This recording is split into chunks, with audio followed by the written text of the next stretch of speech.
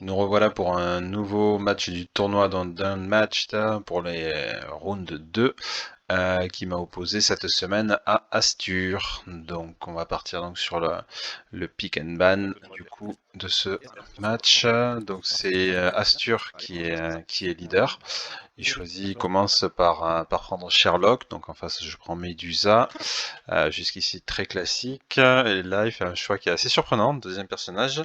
Il fait le choix de prendre Arthur, bon, ce qui en face force un peu à prendre un personnage à peu près équilibré, donc j'ai fait le choix de prendre, alors j'hésitais entre Jekyll Hyde et Alice, et voilà, j'ai plutôt opté en faveur d'Alice, que je connais un petit peu mieux. Jekyll Hyde, j'ai vraiment beaucoup de mal à le jouer, donc voilà, j'avais pas trop envie de prendre trop de risques, donc voilà, j'ai pris un personnage que je connais, qui marche quand même assez bien, et qui marche assez bien contre Arthur, tout en étant relativement équilibré. Et pour le dernier perso, donc, il va prendre, ouais, donc là il se pose la question sur Beowulf, mais il finira par prendre Dracula. Et moi en face, effectivement, je vais faire le choix de prendre Beowulf, qui est plutôt un bon contre pour Dracula. Donc voilà pour le choix des persos. Donc on va passer à la phase de ban. Du coup, chacun de part et d'autre. Bon, là on va être sur du très classique, hein. Ban de Méduse et de Sherlock. Ensuite, au niveau des maps, c'est... Alors lui, je crois qu'il avait fait le choix de ban Sarpedon. Et de mon côté, j'ai du ban Baskerville, du fait qu'il avait pris Dracula et que voilà, tout ce qui est multi-sidekick sur Baskerville, c'est assez redoutable. Donc voilà, j'ai fait le choix de ban cette map-là. Et voilà, donc là, hop, ça se déroule. Ouais, c'est ça, il a fait le choix de Sarpedon. Et ensuite, donc, on choisit chacun notre premier perso, et bon, bah, les choses se sont bien goupillées. Il a choisi Arthur, j'ai choisi Alice, ce qui voilà, nous permet d'avoir effectivement ce match-up équilibré. En tant que follower, du coup, j'avais le choix de la carte pour le premier match, enfin, du plateau pour le premier match, et des positions de départ, et j'ai pris donc Eoroth, le plateau du set Alice et Little Red et Beowulf. Et voilà, et j'ai choisi donc de commencer. Donc là, je refaisais un petit topo sur ce plateau que je peux réexpliquer au passage. C'est qu'en fait, donc on voit il y a trois portes qui sont ici, qui correspondent aux emplacements de portes qui sont ici, ici, ici.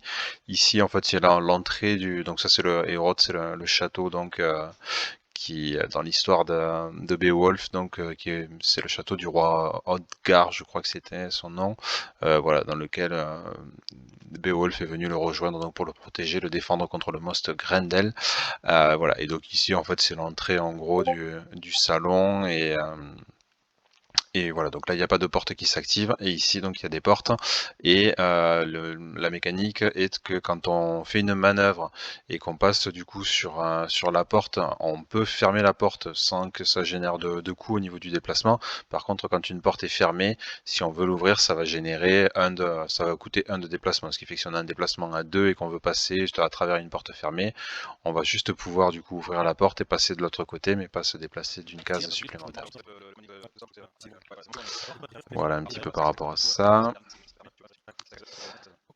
Allez hop, et donc du coup ensuite on va passer à la mise en place. Bon, en même temps, ce qu'on peut commencer à dire du coup un peu au niveau de ce match-up, du coup alors Alice, elle, ses gros points forts, bon mais bien sûr c'est la grosse force de frappe qu'elle a quand elle est grande. C'est aussi, elle a un acolyte qui est quand même assez puissant, puisque bon, déjà il a 8 points de vie, il a deux cartes différentes spécifiques qui sont chacune en deux exemplaires. Alors je sais plus si c'est enfin, je sais qu'il y en a une des deux, bon, les deux sont à 3 de base, non, là, il y en a une qui est à 3 et qui a pour effet que si elle est utilisée contre le héros, elle passe à 5, et l'autre qui est à 4 hein, et qui a pour effet que si le combattant adverse est adjacent, elle inflige 2 de dégâts à l'adversaire. Et d'ailleurs, ça marche pas que contre l'adversaire. Si c'est Alice qui se retrouve seule adjacente au Jabberwocky, c'est elle qui prendra les dégâts. Mais s'il y a plusieurs combattants, donc le Jabberwocky peut choisir. Donc bon, un peu la stratégie par rapport à ça, c'est d'essayer quand même globalement de feinter ces attaques-là, d'essayer alors de feinter effectivement, soit de feinter, soit de faire en fonction de celles qui sont déjà sorties, de jouer une carte de défense, par exemple pour Arthur, de jouer, je crois qu'il a le skirmish et il a sa carte de défense dont j'ai plus le nom en tête, je crois que c'est le Divine Intervention, qui est une carte de défense à 3 et qui a un effet de déplacement d'après combat. Donc l'idéal c'est éventuellement de défendre à 3, se déplacer derrière sur l'attaque à 4, de façon à prendre juste un dégât et pour prendre les 2 dégâts d'après combat et de feinter. Donc c'est la meilleure façon de se protéger du Jabberwocky. Si on arrive à gérer ce truc là, au final, bon, ça peut assez bien se passer, ça devient, on peut, on peut voilà, faire en sorte de pas consacrer trop d'énergie à abattre le Jabberwocky, mais ça peut être aussi une stratégie, là ça va dépendre des scénarios choisis, mais ça peut être une stratégie aussi d'essayer de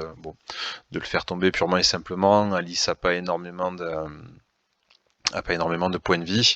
Par contre, elle a son Looking Glass, la carte miroir, qui lui permet de récupérer 3 points de vie à 2 reprises, ce qui la ramène virtuellement du coup à 19 PV si elle le case à 2 fois, ce qui pour le coup fait d'elle un perso très puissant, avec un acolyte à 8, ça fait 27 points de vie en cumulé, donc c'est assez important si on se sert après du Jabberwocky en bouclier une fois qu'on a utilisé ses cartes. Donc voilà, potentiellement une adversaire assez puissante, ce qui peut amener, alors faut arriver à le caser, c'est pas toujours évident, mais à faire des feintes offensives sur Alice, quand on pense qu'elle va jouer le Looking Glass, justement pour essayer de la priver de son soin à 3. Donc ça peut être une autre utilisation assez utile des feintes. Voilà en gros, et de son côté Arthur, hein, lui sa mécanique bien sûr c'est aussi une force de frappe assez puissante avec la capacité à booster ses attaques, avec le gros inconvénient que voilà ses attaques boostées sont très sensibles à la feinte, et que voilà si on feinte une de ces attaques boostées, du coup la carte de boost est défaussée purement et simplement. Donc voilà, ce qui réduit un peu l'intérêt de cette, euh, de cette capacité. Il a un acolyte, lui, de son côté, qui est quand même assez intéressant aussi, qui a des effets de carte, qui peut infliger des dégâts automatiques, qui peut déplacer les adversaires à sa guise, ce qui permet, voilà, en termes de déplacement et de positionnement, d'avoir des effets intéressants. Il a une carte d'attaque à 4, voilà, plus la capacité après à jouer les Momentous Shift à distance, donc voilà, un certain nombre puisque lui il attaque à distance, donc voilà un certain nombre de choses qui font que ça reste un sidekick assez intéressant. Il a des cartes de défense, les Bewilderment, qui sont, c'est égarement en français, qui sont extrêmement efficaces, puisque du coup ça annule tous les dégâts qu'aurait dû prendre Merlin, donc voilà, les sidekicks là aussi très efficaces.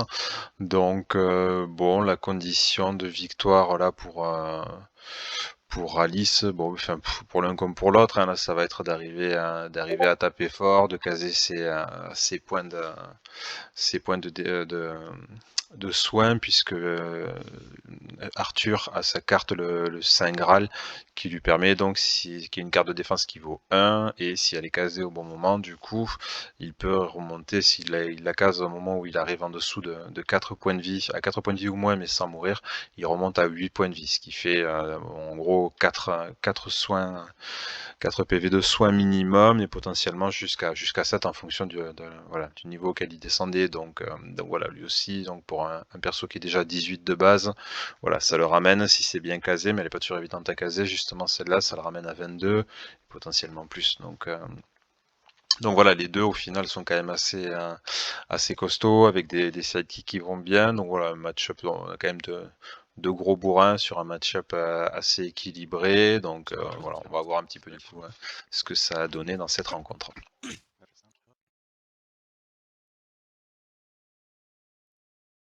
Ouais, installation, donc Alice qui se place ici, donc on pioche chacun nos 5 cartes, on fait un mulligan ou pas. Donc voilà, lui en l'occurrence a choisi de faire un mulligan.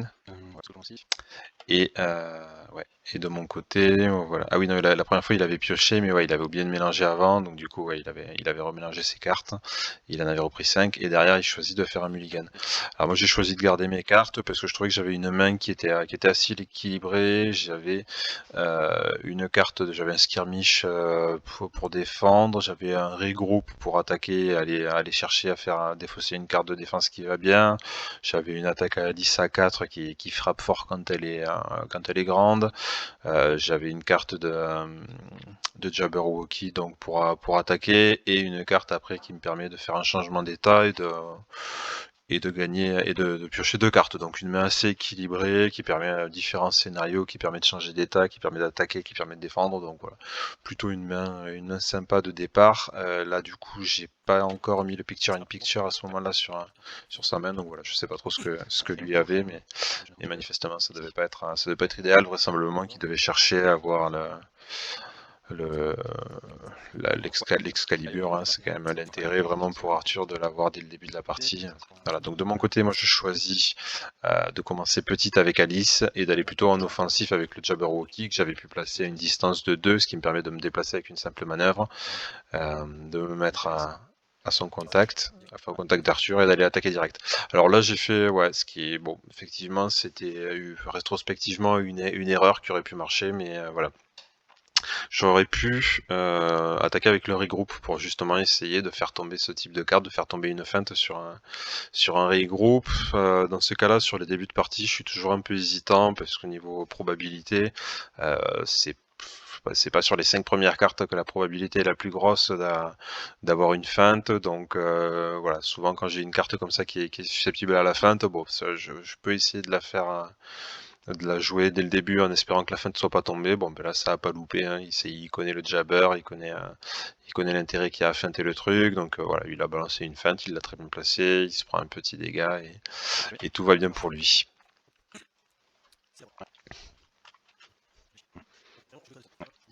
Derrière lui, alors il va commander aux tempêtes.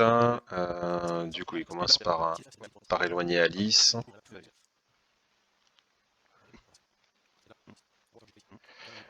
Voilà, il éloigne le jabber, bon, ce qui est en soi. C'est une façon effectivement de s'en débarrasser, c'est vrai qu'il le met loin, donc après pour le faire revenir je vais quand même un peu galérer. Et lui voilà, il s'isole tranquillement avec Alice.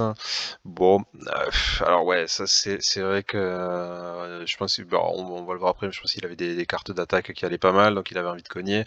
Et en même temps, c'est vrai que quand Alice est petite, bon, c'est pas forcément là que c'est le plus intéressant d'aller lui cogner dessus, quoi, parce qu'elle a quand même ses défenses améliorées. Donc là, il m'attaque du coup avec, ouais, c'est l'aide de Morgane, qui est une attaque à 4 qui booste avec un regroup. Donc pour le coup, voilà, si je l'avais feinté, du coup, il était pas mal parce que je me mangeais quand même de dégâts.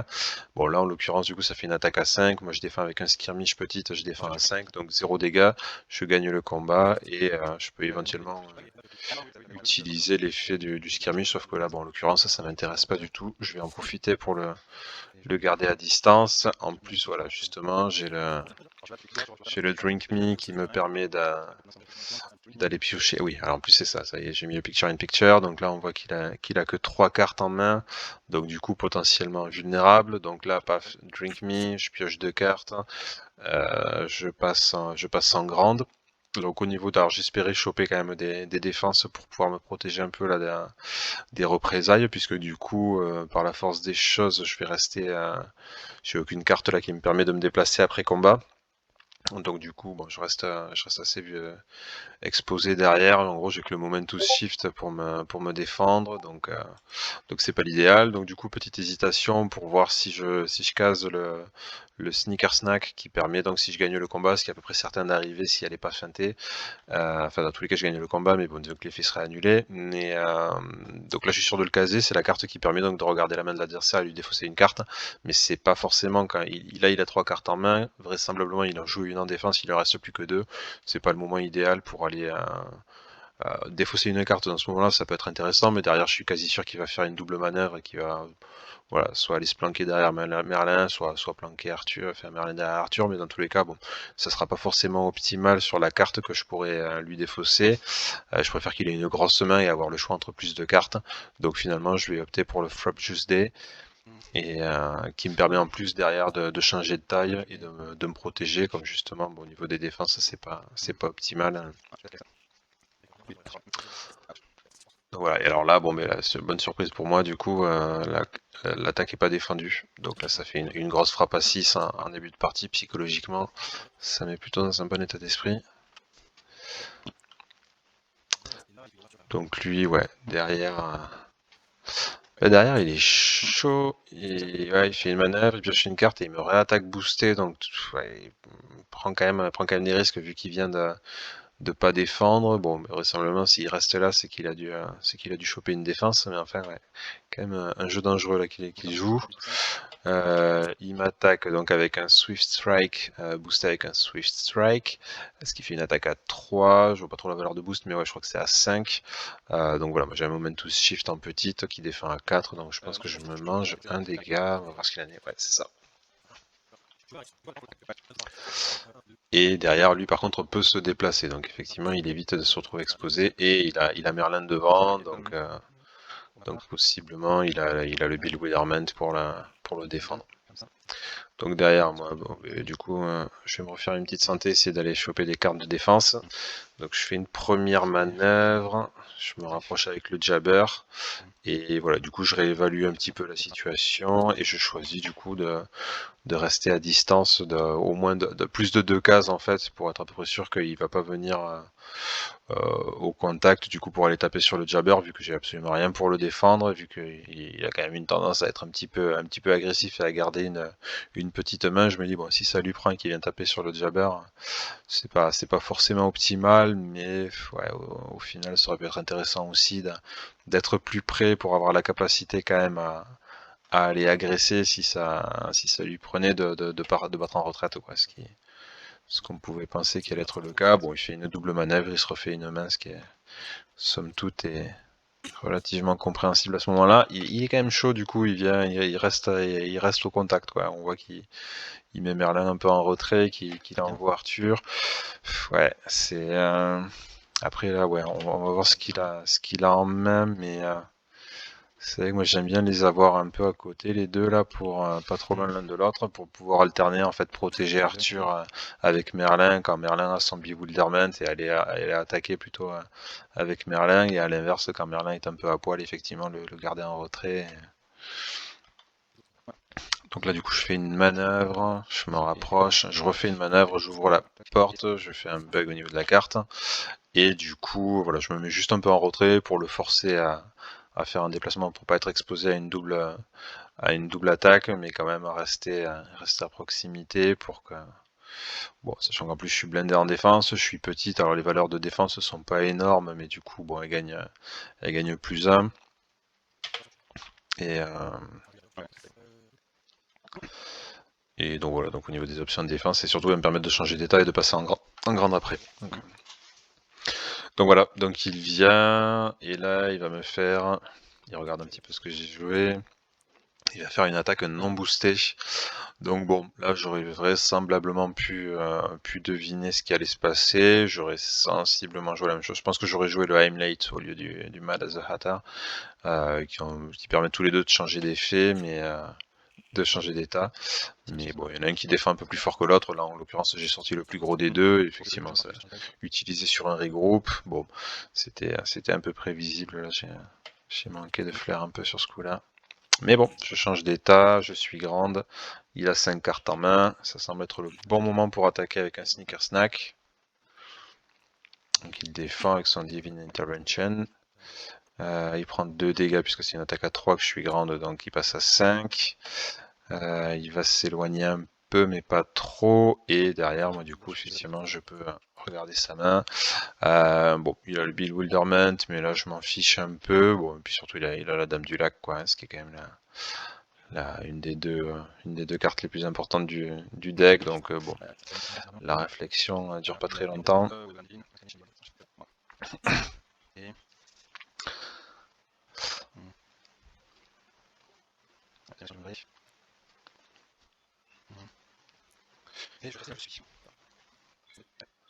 Et derrière, ouais, remanœuvre donc puisqu'on n'est plus au contact. Et ouais, alors oui, là effectivement, du coup, c'est vrai que j'aurais pu me déplacer avec mon effet en fait. J'aurais pu essayer de rester un peu plus au contact, un truc un peu plus central plutôt que de rester en retrait, venir par là en fait. J'étais quand même en bonne position pour pouvoir me défendre, donc ouais, ça aurait mérité probablement d'avoir une. Ouais, et du coup en plus lui, voilà, c'est ça le truc, c'est qu'il vient se placer là avec Merlin, donc il me bloque complètement l'accès par là, ça me fait faire un énorme détour dans les deux cas. Donc pour le coup, ouais, là bon, il positionne Merlin de façon très stratégique pour me bloquer la route. En plus, on a vu qu'il avait le bewilderment, donc bon là, il sait qu'il va rien arriver à Merlin. Après, il y a toujours la possibilité, bon, d'attaquer avec une feinte sur le bewilderment, ça met des dégâts à Merlin, mais là, moi, l'objectif, c'est vraiment de concentrer toute l'énergie sur Arthur, essayer ouais, d'attaquer Merlin le moins possible, en fait, de vraiment essayer de bousiller Arthur le plus rapidement possible.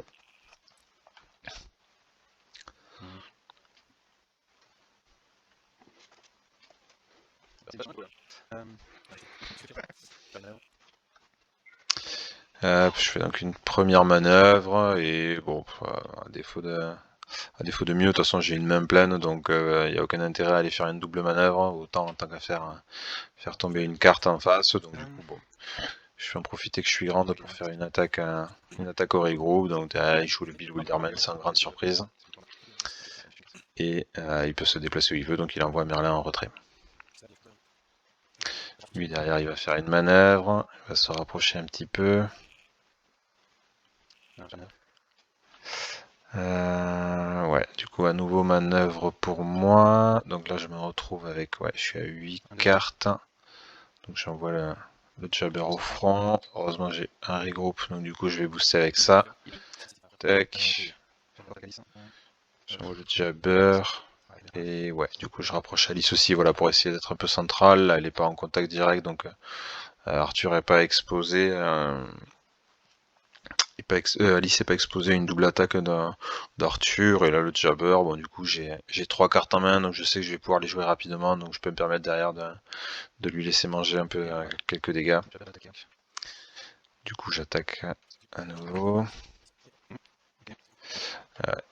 Donc là heureusement celle-ci n'est pas feintée, parce que c'est celle qui est la plus vulnérable à la feinte, donc voilà, du coup comme elle est jouée sur le héros, ça fait une attaque à 5, défendu à 3, donc il prend 2 dégâts. Et en l'occurrence, voilà, s'il avait joué cette carte sur l'autre, voilà, c'est le cas de figure où je lui aurais mis juste un dégât, et bon, c'était pas l'idéal, donc je suis content d'avoir joué plutôt celle-là.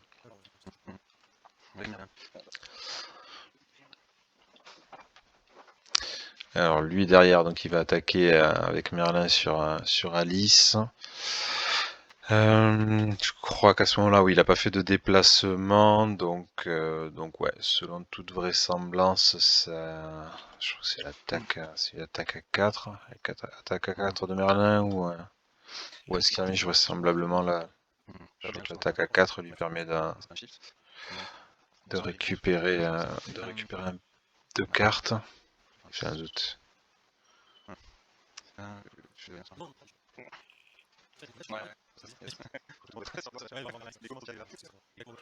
Ouais, et là je crois que j'ai bugué du coup, ouais, c'est ça en fait, j'étais quasiment sûr que ça allait être une attaque à 4.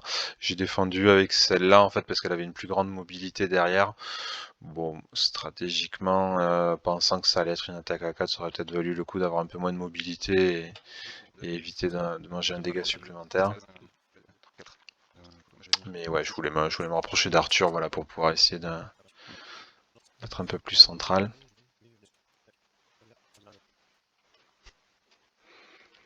Donc je passe petite.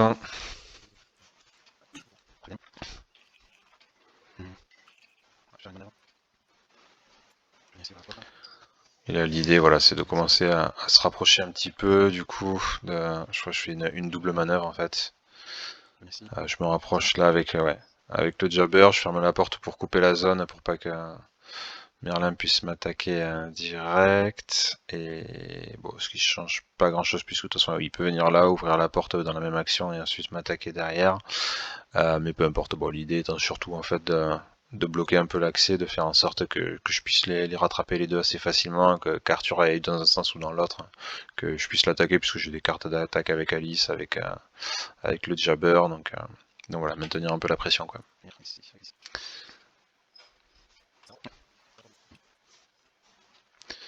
Et voilà, donc double manœuvre, donc là il arrive à nouveau du coup. Bah, il avait ouais, 5 cartes en main, il fait une manœuvre, il passe à 6. Ouais, c'est vrai que c'est pas toujours évident à doser, mais c'est vrai qu'aller attaquer Alice quand elle est petite, c'est pas optimal. Ouais. Mais voilà, alors oui, oui là c'est ça en l'occurrence, bon, c'est bien joué parce que du coup il va faire son balancer l'esprit agité, et voilà, donc là c'est 2 dégâts automatiques, donc effectivement, ouais, rien à cirer que je sois petite, ça change rien. Donc là, ouais, pour le coup. Puis c'est vrai que celle-là, bon, comme elle est, cette carte elle est assez connue du deck, c'est vrai que on essaye de pas trop les laisser adjacents, et en même temps c'est vrai qu'il y avait des moments, s'il avait eu l'opportunité de la sortir un peu plus tôt, il aurait pu la piquer en plein effet et taper les deux. Il y a un moment où j'avais les deux à côté, là ça aurait pu fonctionner.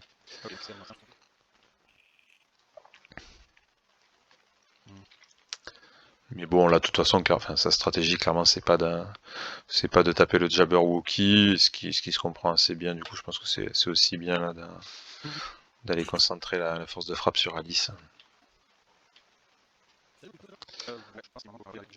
Donc du coup là moi pareil, main pleine, je suis quand même obligé de faire un truc, mais bon, ça se goupille pas trop mal parce que j'ai la carte d'Alice qui me permet de changer d'état. Après c'est juste que pour le coup je suis pas hyper bien fourni en carte derrière, donc là du coup je crois que je passe en grande et je l'attaque, c'est ça, avec le Mad as a Hatter. Et ouais, et alors c'est là où j'ai pas super bien joué mon truc, parce qu'effectivement je l'avais perdu de vue concrètement, le Holy Grail.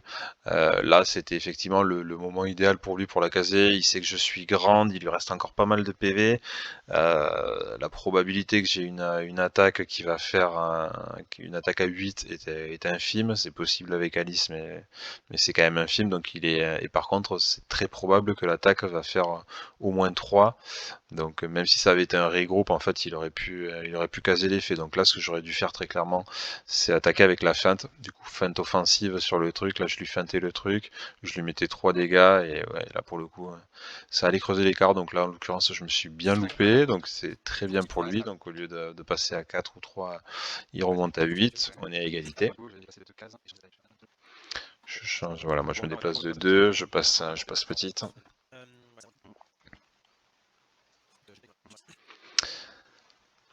Lui derrière, ouais, il en profite pour m'attaquer direct avec Merlin. Alors à nouveau, ouais, attaque avec un skirmish. Alors ça c'est vrai que c'est chaud quand même. C'est quand même des grosses défenses. Alice a des grosses attaques, hein. Ouais, je pense que c'est quand même bien de les garder un petit peu du coup pour la défense, quoi. Surtout que là, ouais, en plus je suis petite, donc c'est probable que ça va pas me faire énorme de dégâts. Donc bon, derrière, il a la capacité à utiliser l'effet. Bon, moi du coup, je suis pas mal là. Il a déjà joué, je crois, à ce moment-là. Ils sont où? Ah non, il a joué qu'une feinte, ouais. Donc on pouvait quand même craindre une feinte offensive. Mais bon, je suis tenté du coup avec le Looking Glass. Il est passé, donc voilà, au lieu de prendre 2 dégâts, du coup je vais utiliser l'effet qui permet d'en récupérer 3, du coup j'en récupère 1 à la place au lieu d'en perdre 3, et d'en perdre 2 je veux dire. Et ouais, et derrière après je me déplace, oui, puisque du coup j'avais déjà une main bien pleine, donc c'était pas le moment d'aller piocher en plus. Au niveau des cartes, ouais, en plus c'est assez serré, donc là c'est important de garder l'équilibre. Et là à nouveau du coup, ouais, manœuvre boostée pour aller attaquer avec le Jabber, sachant que là, bon, le pire scénario, c'est effectivement une défense type skirmish ou quoi, mais bon, là, en l'occurrence, il en a passé 2, donc la probabilité que ça arrive n'est pas énorme, et il défend avec une feinte. Bon, ce qui à ce moment-là était pas forcément mais ouais, c'est vrai qu'après, faut vraiment connaître les decks un peu par cœur, quoi. Mais là, effectivement, bon, le problème, c'est qu'à défendre avec ça, du coup, alors il évite l'effet d'après-combat, mais il se mange quand même de dégâts, donc ça m'arrange pas mal.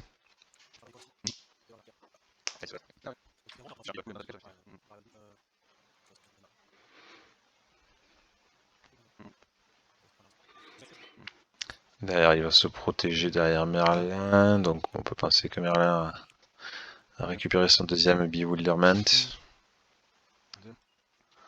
À nouveau, du coup, ouais, un rapprochement des deux là, de part et d'autre pour maintenir la pression là et se donner la possibilité d'attaquer assez facilement. J'ai toujours cette capacité. Ouais, je booste avec une feinte là parce que justement il vient de jouer une feinte. Donc du coup, bon, je me dis que la probabilité qu'il feinte est pas énorme, mais si, il feinte quand même et il se remange de dégâts. Donc du coup, bon, là jusqu'à maintenant tout va plutôt pas mal. Là en plus, bon, j'ai joué les 4 cartes de Jabberwocky, donc là j'ai en gros j'ai un bouclier à 8 devant à 10, donc ça c'est hyper confortable.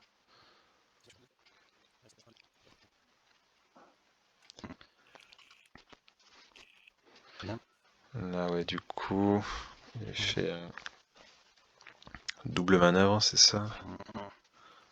Ou il m'attaque derrière? Ah oui, ouais, c'est ça, il avait fait une double manœuvre. Moi j'en fais une également.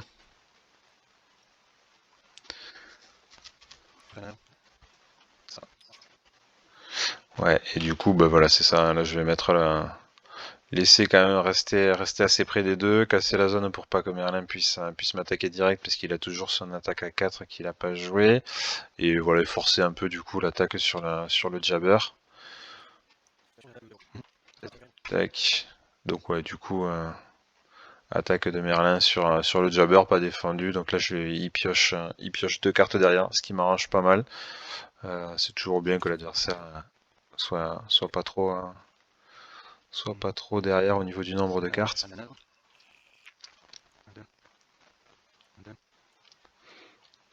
Enfin, quand on approche de la fin en tout cas. Tac. Et du coup, ouais.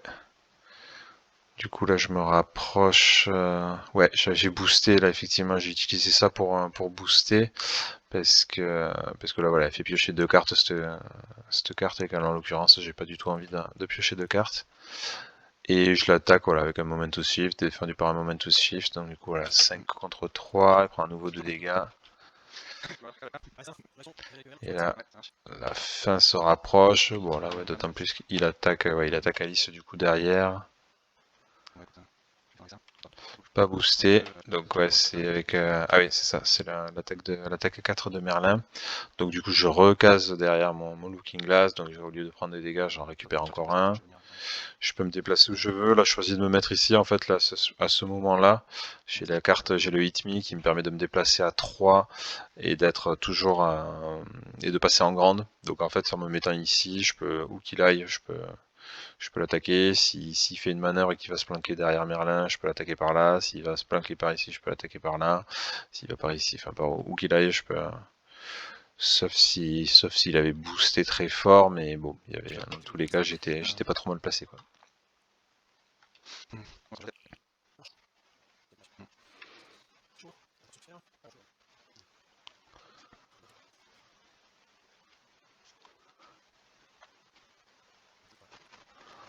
Et là, bon, mais il reste à portée de main. Je crois qu'il fait quand même. Ouais, non, c'est à moi, donc ouais, c'est ça, là, je l'attaque en grande. Bim, du coup. Ah ouais, non, c'est pas la fin encore, du coup, ça fait une attaque à 5 défendue par un skirmish, donc ça fait une attaque. Ça fait un dégât, il reste encore un PV.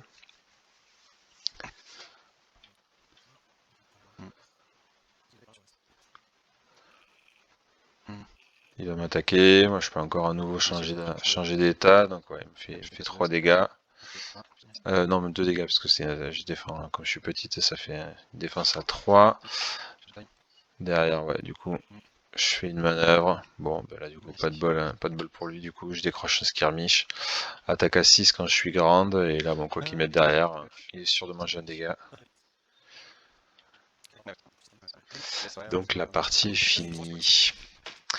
Donc ouais, bon, mais effectivement, moi, ce qui aurait pu me mettre plus en difficulté, ça aurait été des feintes offensives sur le Looking Glass, peut-être une meilleure connaissance du deck d'Alice qui aurait fait effectivement qu'il aurait peut-être pu éviter de manger des dégâts sur le Jabberwocky. Bon, après, moi, j'ai vraiment eu un tirage là, ça s'est super bien goupillé tout du long, quoi. J'ai eu toutes les cartes qu'il me fallait pour changer pile poil d'état au bon moment, entre les stratagèmes et les autres, donc ça a été assez facile de naviguer, de me protéger, etc., de pas de reprendre de dégâts, et alors puis lui surtout, bon, mais l'énorme coup de pas de chance, quoi, c'est qu'il avait Excalibur en dernière carte, donc ça aide pas du tout, moi qui lui défausse la Dame du Lac, et lui qui chope Excalibur à la fin, bon, c'est sûr que s'il avait pu jouer les deux cartes, il n'y aurait pas eu, autant d'écart de points, ça c'est à peu près certain, quoi. Après, ça c'est vrai que c'est un des gros atouts d'Alice, effectivement, le Sneaker Snack là, qui lui permet de défausser une carte de l'adversaire.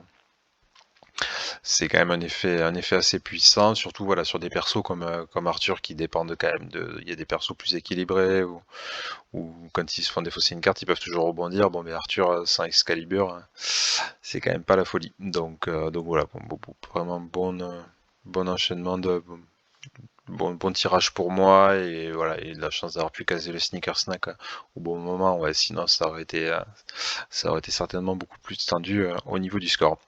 Voilà, allez, on se retrouve de suite pour le match suivant.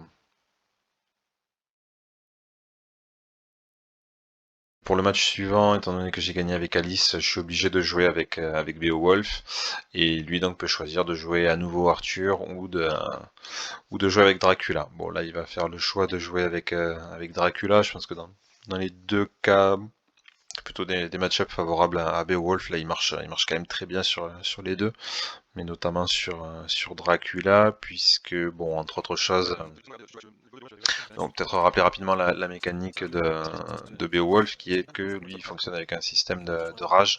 On voit ici, il a 3 jetons rage, il commence avec, donc il y en a 2 là qui sont pas actifs et un qui est actif, donc il commence avec une rage sur 3, et les jetons rage, en fait, qu'il gagne quand il prend des dégâts, lui permettent après d'activer des effets de cartes, en fait, des effets de combat ou des stratagèmes qui lui permettent soit de frapper beaucoup plus fort, soit de récupérer des PV, enfin voilà, d'activer différents effets. Donc voilà, lui, le Beowulf, l'intérêt c'est plutôt de prendre des petits dégâts et de récupérer, d'être blindé en rage pour pouvoir après utiliser ses cartes en plein effet. Et il a notamment une carte extrêmement puissante en 3 exemplaires, qui est le Equal of Grendel, qui est une défense à 3 et qui a pour effet d'après combat qu'en utilisant 2 rages, on peut infliger à l'adversaire la valeur des crits de sa carte. Donc en l'occurrence, bon, Dracula donc a son Beast Form en 2 exemplaires avec une attaque à 6 qu'il peut booster après en défaussant des cartes.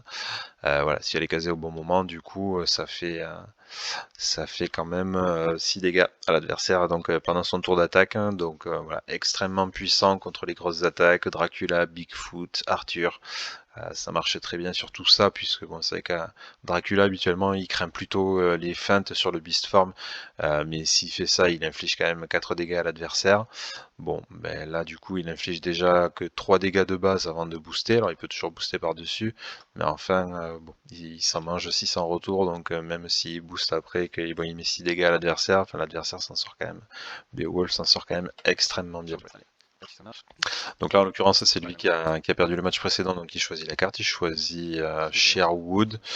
Bon, je sais pas, là, si dans ce cas de figure, il y a certainement, je sais pas, là, ce qui aurait pu avantager, c'est peut-être des maps un peu plus ouvertes, avec davantage d'embranchements, en fait, où il peut venir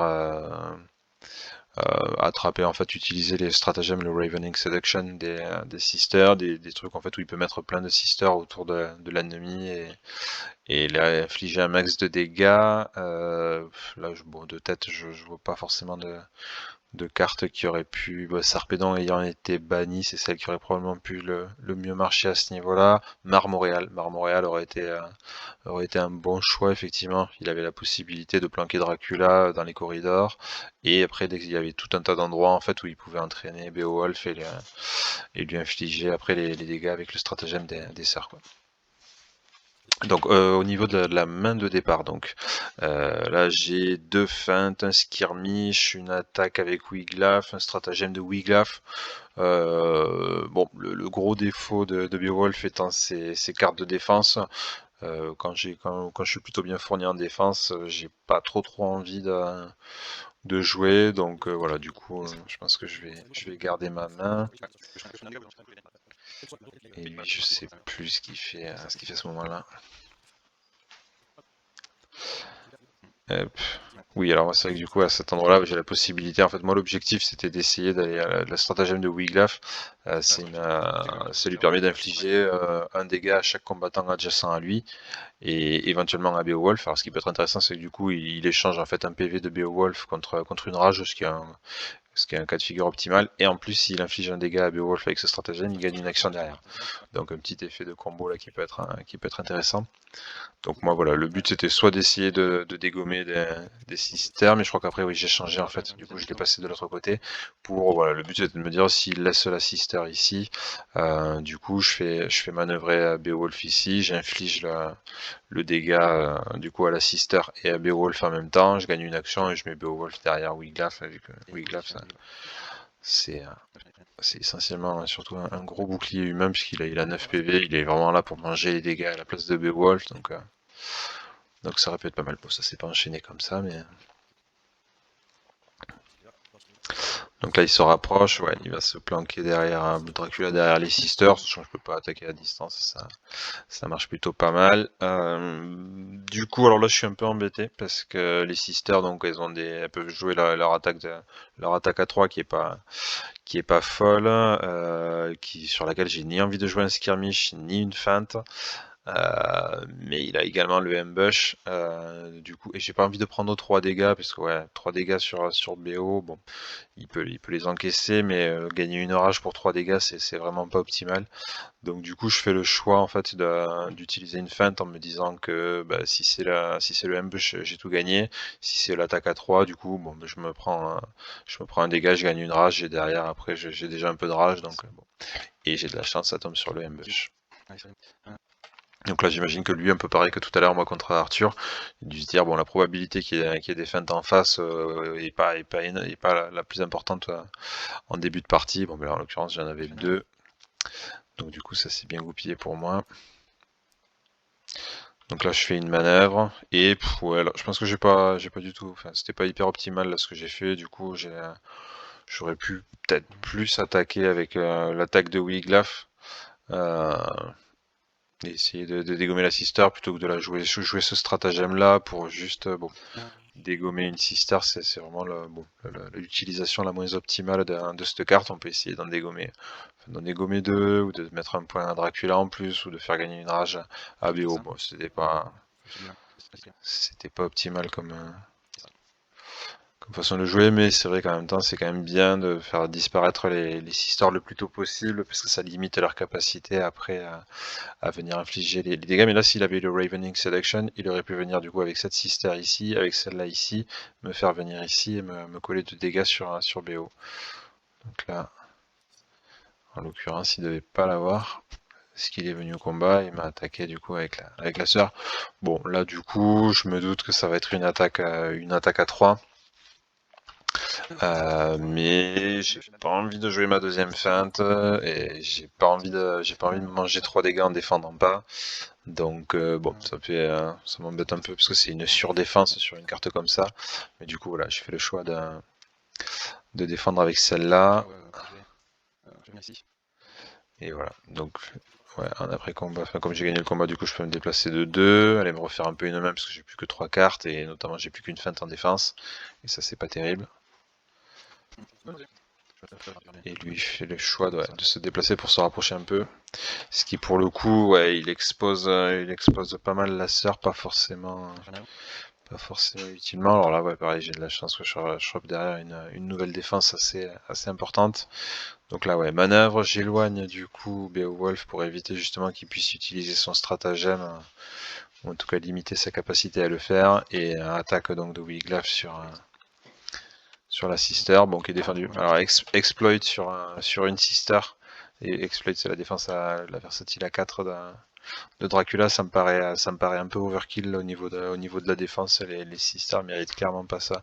Ça, c'est vraiment à préserver plus pour les grosses attaques sur Drac. On sent que là, vraiment, il avait envie de la garder en vie, ce 6 stars, et possiblement aussi derrière d'aller choper une carte supplémentaire pour pouvoir être offensif derrière. Bon, là, je crois qu'il attaque à ce moment-là. Oui, Glaf. Il fait une manœuvre. Tac. Ah ouais, qu'il booste. Ouais, là j'ai pas trop pigé le truc. Ouais, du coup, il a boosté avec ça, alors qui a pas l'air, mais qui peut être dans les cas de figure. Mais c'est vrai qu'il faut connaître un peu le deck de l'autre, mais qui peut être quand même potentiellement une bonne carte de défense. C'est laquelle celle-là? C'est Look into My Eyes. Puisqu'elle défend qu'à 1, mais elle utilise à ce 1 s'ajoute la valeur de boost de la carte de l'adversaire. Donc là on le voit par exemple sur ça là, sur le no contest. Du coup la valeur de boost est à 3, donc du coup ça défend très largement. Alors, mais par contre voilà, sur un skirmish avec une valeur de boost de 1, beaucoup moins efficace, donc ça marche bien sur les cartes d'attaque spécifiques de BO, mais c'est vrai que quand on connaît justement BO, bon, on sait qu'on va plutôt, enfin, il va systématiquement garder quasiment tout le temps, c'est versatile pour la défense, et toutes les cartes d'attaque après ont des grosses valeurs de boost, donc ça c'est une carte super intéressante pour défendre les attaques de BO. Donc là, ouais, du coup, première manœuvre boostée, deuxième manœuvre derrière, ouais, pour se rapprocher. Donc effectivement, essayer de pas perdre trop d'énergie sur Wiglaf et d'essayer d'aller plutôt se rapprocher. Mais là, ouais, effectivement, du coup, se met un peu trop près, je pense, de. Ouais, du coup, il explose les sisters s'ils avaient été une case plus loin. Ouais, j'aurais un peu joué différemment, mais là, du coup, voilà, elles sont à côté, donc on y va, on attaque. Bon, il défend pas, hein, ce qui est. À un moment donné, on peut pas passer toutes les cartes de défense sur les sisters, elles sont pas là pour ça. Et là, bon, moi, du coup, j'ai utilisé une carte d'attaque de BO qui est vraiment très moyenne, qui va très bien pour ce type de cas de figure. Bon, après, concrètement, ce qui est compliqué, je pense, pour lui, c'est qu'en fait, il connaît pas du tout le deck de BO, il connaît vaguement la mécanique, mais il sait pas du tout à quoi s'attendre au niveau des cartes, donc c'est vrai que c'est comme, bon, quand on connaît pas le deck de l'adversaire, c'est quand même compliqué. Ouais, là, bon, il avait envisagé de jouer un Baptism of Blood, puis finalement, il s'est arrivé comme il avait pas perdu de vie, c'était pas forcément le meilleur moment, ça aurait pu permettre de récupérer une 6 star, mais bon, il valait mieux attendre de se manger des dégâts, ça arrive suffisamment tôt pour pas avoir enfin, pour pas sacrifier l'effet de soin. Donc manœuvre de sa part. Hop, et là ouais, petit Ravening Seduction. Alors là aussi du coup, ouais, c'est vrai que ça aurait pu valoir le coup en fait d'essayer de préserver cette histoire là, de la mettre un peu en retrait s'il avait des cartes de défense de Dracula. Jouer un peu plus tard quand Dracula aura mangé des coups le Baptism of Blood qui permet de récupérer 2 PV et de récupérer une sister, et après de faire le Ravening, ça aurait permis de faire un dégât. En fait, Beowulf, lui, c'est le cas de figure idéal. Se manger un dégât, c'est le top pour lui, quoi. Il convertit un PV en rage. Derrière, il utilisera les rages pour attaquer. C'est ce qui peut lui arriver de mieux, quoi. Les cartes comme ça, là, c'est vraiment l'idéal, quoi. Lui, ce que l'adversaire doit rechercher, c'est toujours qu'il y a un ratio plus important, en fait, en faveur des dégâts infligés, quoi. Au moins 2 dégâts pour une rage, quoi. En dessous, c'est vraiment rendre service à BO. Quoi. Très bien. C'est bon,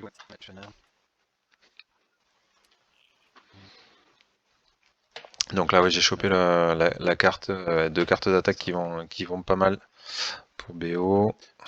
Il y a le Ancient Heirloom qui est, celle-là, elle est énorme. Du coup, elle vaut 3, elle peut pas être feintée, et elle peut être boostée de 2 façons. On peut utiliser 2 jetons rage pour la passer à 5, et encore un jeton rage pour la booster avec une autre carte. Donc vu que BO a pas mal de valeur de boost à 3, ça permet de faire assez facilement des attaques à 8 qui peuvent pas être feintées sur Drac qui défend max à 4 je pense.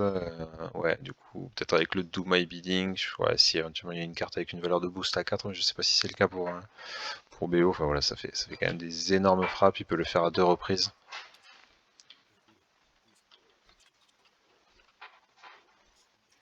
Là, il va attaquer, ouais, il va attaquer du coup Wiglaf, bon, là aucun intérêt à défendre, du coup je me doute qu'il va pas frapper très fort, qu'il va pas lui envoyer un Beast Form, donc aucun intérêt à défendre, là, il mange ses 3 dégâts et puis c'est bien, et derrière du coup Drac peut éventuellement se déplacer.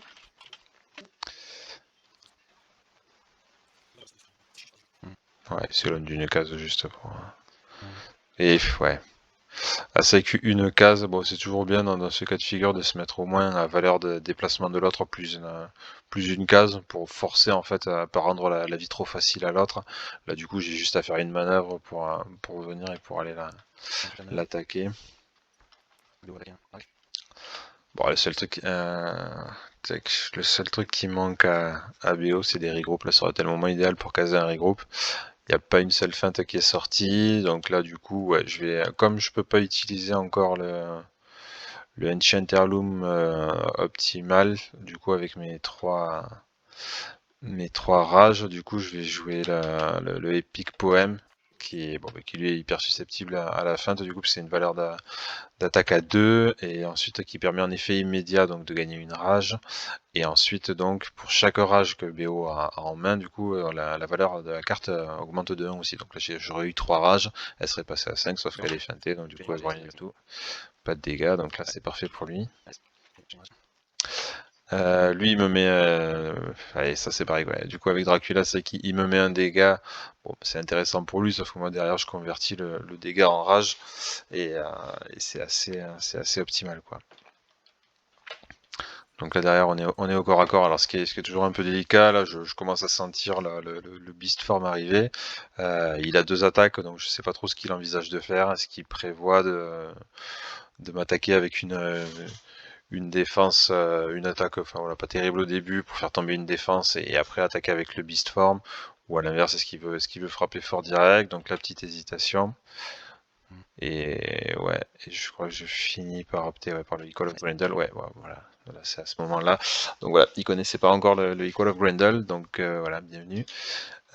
Du coup, ça loupe pas, hein, c'est le Beast Form là-dessus, de rage, lui il prend 6, il a pas forcément à ce moment-là les cartes optimales pour aller infliger des dégâts.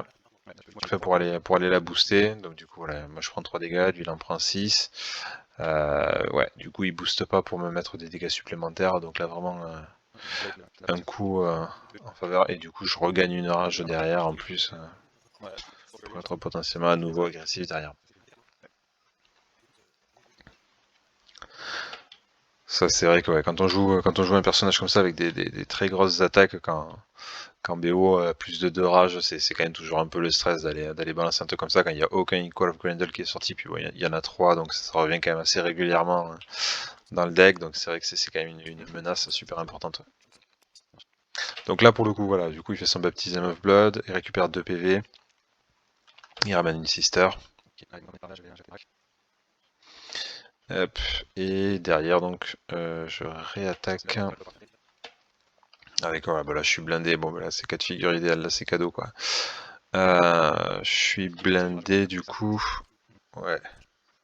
Ah oui non, j'avais que 2 rages, ouais, j'avais que 2 rages, donc là j'ai fait le choix de la booster, enfin, juste en gros ça fait quand même une attaque à 6 du coup sur une feinte, sur une carte qui peut pas être feintée, donc ça fait 4 dégâts, donc configuration assez idéale, et derrière je fais une manœuvre pour aller me planquer derrière Wiglaf, donc là pareil, comme lui il attaque en mêlée, du coup j'ai mon bouclier humain là qui est là pour manger les dégâts à ma place, donc là c'est super confort.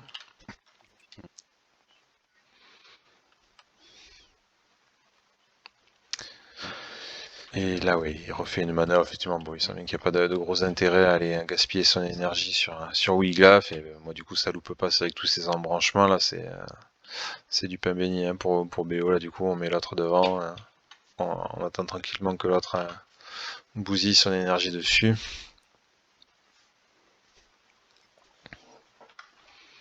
Donc là, voilà, on voit qu'il commence à essayer d'arriver un peu de toutes parts pour pouvoir attaquer au moins avec les sisters.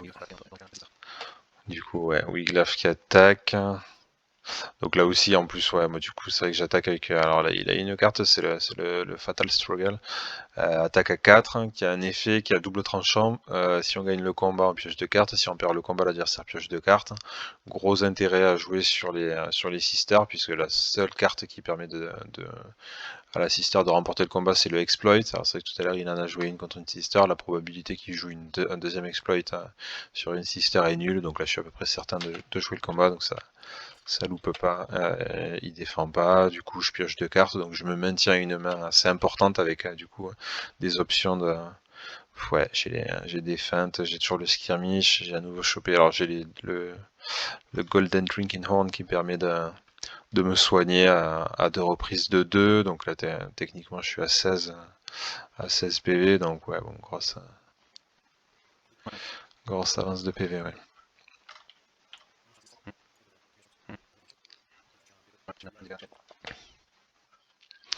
Derrière, du coup, il va faire un Mistform pour venir à côté. Donc Mistform, il joue ça, il lui reste 2 actions. Il va faire un Prey Upon, il me met un dégât et, il récupère un PV. Donc là aussi, un cas de figure idéal pour moi. Moi, il convertit un PV en rage. C'est très bien pour moi. Surtout que là, en plus, je commence à avoir les stratagèmes qui consomment également de la rage. Donc là, j'ai vraiment tout intérêt à maintenir mon niveau de rage assez haut, mais voilà, bon, tout ça c'est des trucs quand on connaît pas le perso. Donc là il joue le Do My Bidding. Bon, là ça c'est effectivement, sinon j'allais passer à 5 rages, infliger des dégâts, donc là du coup, bon, il va faire ce qu'on fait dans ce cas de figure. Ah ouais, non, là effectivement, du coup, ouais, l'idée ça avait été effectivement, ouais, là, il pouvait soit effectivement utiliser la feinte, soit là, ce qui était encore préférable pour lui, je trouve, c'était ouais, de jouer le Fatal Struggle. Ça lui fait infliger un dégât, mais moi j'avais une main, j'avais déjà 7 cartes.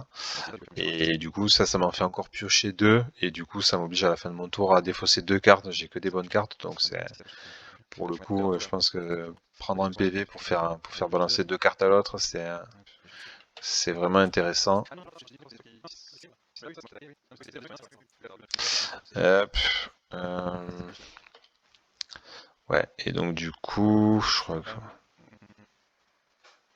Qu'est-ce que j'ai pensé, ouais. Le Epic Poem qui reste quand même susceptible vulnérable à la feinte, il lui reste une feinte, et puis bon, concrètement, je peux pas me permettre de balancer mes cartes de défense, et après toutes les autres, elles sont vraiment trop importantes. La Vigor and Courage, ça permet de remonter le niveau de rage d'un seul coup, ce qui fait qu'elle est vraiment très bien à jouer derrière. Par exemple, si on fait le Golden Drinking Horn, on peut utiliser tous les effets si on a 3 rages, et jouer le Vigor and Courage derrière pour refaire le stock de rage direct en défaussant une carte à l'autre. Donc là, ouais, je préfère encore défausser une attaque comme ça que n'importe quelle autre de ces cartes.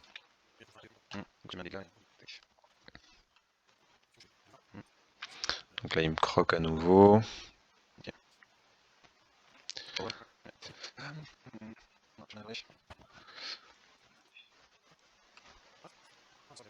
Donc là, je fais une manœuvre. Alors, j'ai chopé le Enchant Heirloom. Je suis blindé au niveau des rages. Mais sauf que bon, les versatiles ont une valeur de boost de 1. Et puis, clairement, j'ai pas envie de les balancer. Et les autres, par contre, j'ai certainement pas envie de les balancer non plus en valeur de boost. Donc ouais, non. Ah oui, alors c'est vrai que du coup, non, je parlais de le Look into My Eyes de BO, de Dracula. Non, c'est vrai que sur le Ancient Heirloom, ça serait absolument catastrophique du coup. D'aller jouer ça, ça défendrait à 2, ouais, sur cette carte-là qui peut monter assez facilement à 8, ça c'est vraiment pas terrible. Ouais, ouais, c'est encore un truc qui fait que ouais, ce match-up est vraiment très compliqué pour Dracula, quoi. Il y a beaucoup de façons de se louper, de manger des gros dégâts, ouais, autant en attaque qu'en défense. C'est assez violent. Hop, là il m'attaque au Wiglaf avec la Sister, bon là, je défends pas. Et derrière, ah oui, du coup l'effet de la carte prévoit que Dracula se place adjacent à l'adversaire.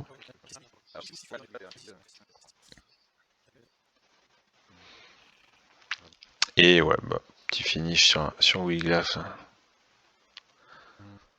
Bon, c'est vrai que là où ça peut s'expliquer qu'il a envie de s'en débarrasser, c'est vrai que c'était tellement facile de me cacher derrière lui justement pour lui faire manger les dégâts qu'à un moment donné il dirait allez c'est bon. casse-toi et laisse-moi le champ libre, ça peut être une approche qui se défend aussi. Ouais. Ok.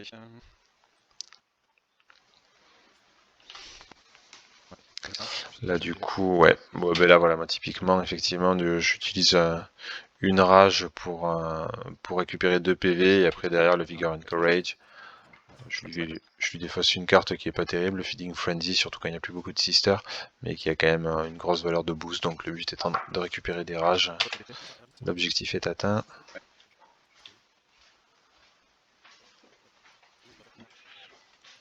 Il va refaire une attaque, ouais. Stratégie toujours assez offensive. Ça aurait mérité le coup, ça aurait mérité je pense ouais peut-être d'aller se refaire une main parce que du coup derrière ouais, il est quasi à poil. Bon, il a quand même l'effet effectivement qui lui permet d'aller se planquer derrière la sœur, donc là il se dit au pire effectivement je vais bousiller une attaque. Une autre carte très intéressante de Beowulf, le Working, qui est une versatile à 1, donc valeur de base quand même très pourrie, mais qui pour chaque jeton rage qui va être dépensé, du coup peut permettre de booster de 2. Donc une carte qui peut monter jusqu'à 7. Donc pareil, en défense sur un Beast Form, c'est vraiment le top quoi.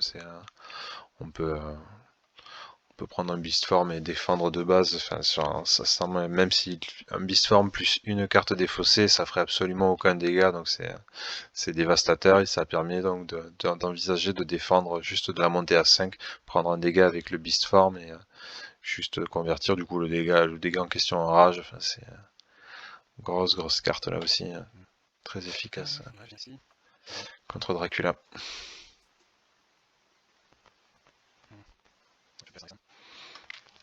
Hop, attaque sur la sister, donc du coup ouais, je balance une feinte pour éviter de balancer le Heirloom. J'avais petit espoir qu'il la défende pas. Et bon ben là effectivement du coup il préfère l'avoir à elle et qu'elle serve de bouclier. Ou pas d'ailleurs. Et à nouveau manœuvre. Ouais. Là comme j'ai plus trop envie de piocher, effectivement je vais plutôt l'utiliser en boost. Et ouais. Comme il lui reste une feinte et que j'ai pas le walking, après c'est ça le problème, c'est qu'en attaque du coup, bah, si elle est feintée, ça fait une grosse attaque toute pourrie. Donc là en l'occurrence j'attaque avec le Enchant Heirloom, je suis blindé en rage, donc je peux vraiment la booster à mort. Donc là, bim. Allez, à nouveau, ouais, et ouais, du coup c'est le finish parce que c'est ça, ouais, ça fait carte donc à 3, je défausse 2 rages, elle passe à 5, je défausse une rage supplémentaire, je booste avec le working, elle passe à 8, donc ça fait une attaque à 8 défendue à 2 avec la feinte, il lui reste 6 PV, c'est fini, donc ouais. Match assez rapide, mais voilà, qui tient au fait effectivement, bon, que c'est encore une fois un match-up qui est quand même en faveur de BO, qui est très compliqué pour Dracula, et puis en particulier, bon, quand on connaît pas le deck en question, en fait, on peut facilement tomber dans tous les pièges tendus par l'adversaire. Bon, la façon dont il aurait pu se préserver un petit peu, c'est vrai qu'il a joué pas mal de grosses cartes de défense sur les sisters. Les sisters, c'est pas toujours évident à doser, mais c'est vrai que l'idée c'est d'essayer de les défendre le moins possible, et surtout pas avec les exploits quand il y a des attaques aussi puissantes en face. Faut vraiment essayer de garder ces défenses-là pour Dracula, et plus après défendre, mais c'est vrai qu'il y a tellement de possibilités de grosses attaques sur les sisters que ouais, même les défenses à 3, c'est prendre le risque de bousiller une défense pour rien, donc pas toujours évident à doser tout ça, voilà. En gros, donc pour ce match. Bon, mais voilà, du coup, j'espère que cette vidéo vous aura plu. Et on se retrouve bientôt pour les matchs suivants. Allez, bonne partie à vous. Ciao, ciao.